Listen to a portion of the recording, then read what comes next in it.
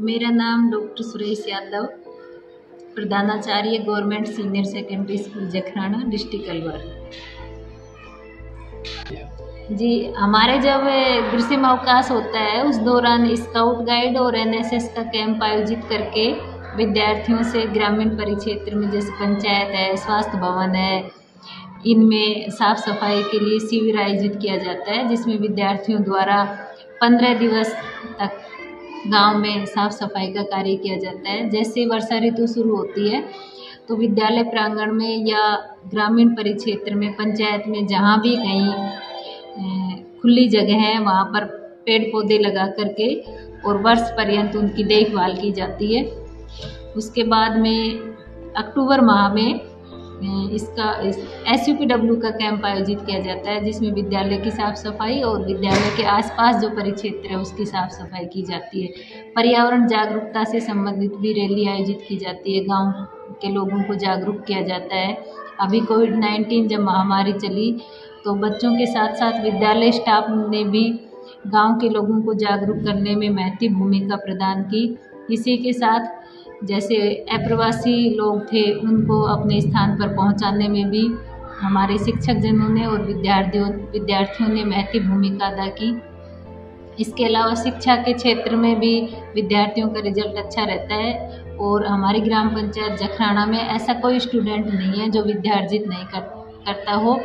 सभी 0 से 14 वर्ष के और 0 से 18 आयु वर्ग के सभी बच्चे स्कूली शिक्षा या कॉलेज शिक्षा से जुड़े हुए हैं, कोई भी बच्चा ड्रॉप आउट नहीं। विद्यालय परिसर में जो साफ सफाई का कार्य किया जाता है वो विद्यार्थियों और टीचर के द्वारा टीम वर्क के रूप में किया जाता है।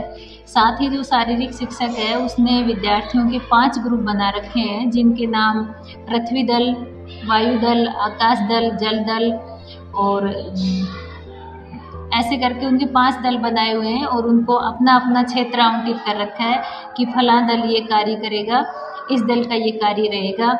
ऐसे ही हमने इको क्लब संचालित कर रखा है विद्यालय में, जो पेड़ों की सुरक्षा करता है। उसमें प्रत्येक स्टूडेंट को एक एक पेड़ आवंटित किया हुआ है, वो उस पेड़ की समय समय पर निराई गुड़ाई का कार्य करता है, उसको पानी पिलाता है उस पौधे को, और वर्ष पर्यंत उस विद्यार्थी की ये जिम्मेदारी रहती है कि उस पेड़ की वो बच्चा सुरक्षा करता रहेगा।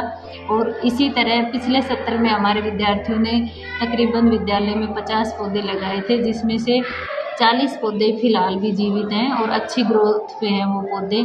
ऐसे ही हमारे विद्यालय के पास एक CISF सेंटर है, जिसके जवान भी समय समय पर आकर के विद्यालय में पेड़ पौधों की देखभाल के लिए अपना भरपूर सहयोग प्रदान करते रहते हैं।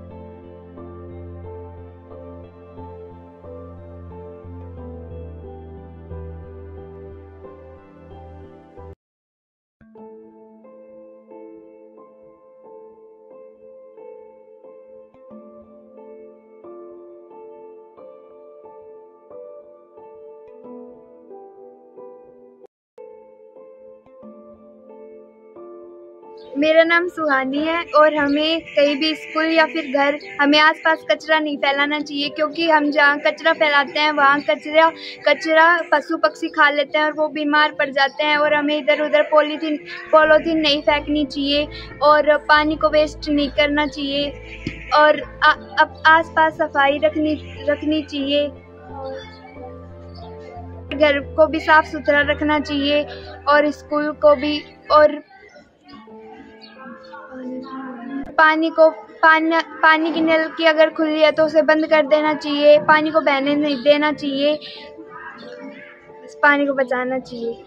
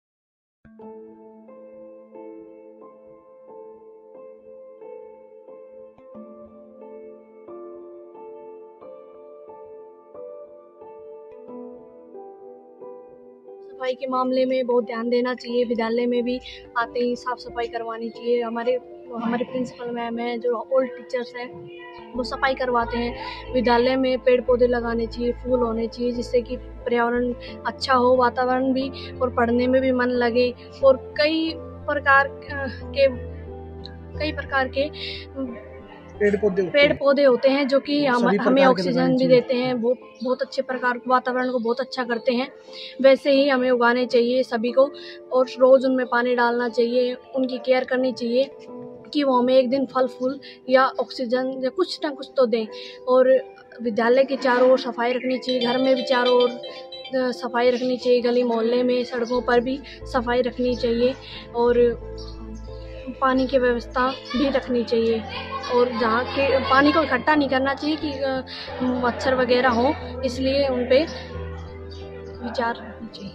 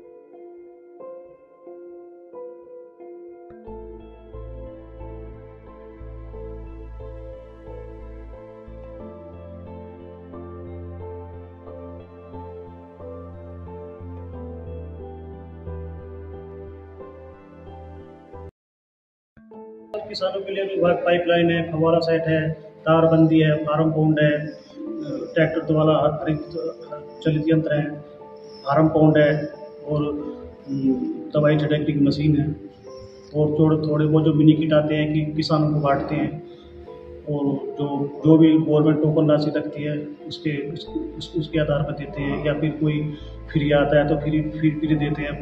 प्रदर्शन आता है तो किसानों को खेतों पे जाकर प्रदर्शन लगवाते हैं और उसको बार बार देखते हैं क्या फसल क्या है, कैसी पैदावार है, कैसी नहीं।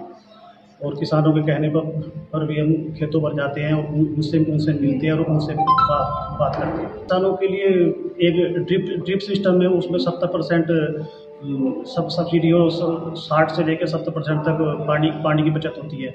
एक फव्वारा सेट है, फव्वारा सेट भी में भी 30-40% की बचत होती है पानी की। और समय समय पर हम किसानों को जिप्सम है, जिंक है, ये उपलब्ध करवाते रहते हैं। सर पेस्टिसाइड तो ऐसे नहीं, पर अब हमने यहाँ पे वो चला रखी है, कैच की बेड है, तो हम तो यही कहते हैं कि वर्मी कंपोस्ट बनाओ और ये इस दवाई से और खाद से और यूरिया से DAP से दूर रहें। सर किसानों के लिए तो ये अपने विभाग की ये पाइपलाइन है, फव्वारा सेट है, फार्म पौंड है, ड्रिप है और भी जो स्कीम है वो जाकर किसानों को डोर टू डोर बताते हैं और उनसे समय पर मीटिंग करते रहते हैं। समय समय पर हम कैंप भी करते हैं और किसानों के पास भी जाते हैं।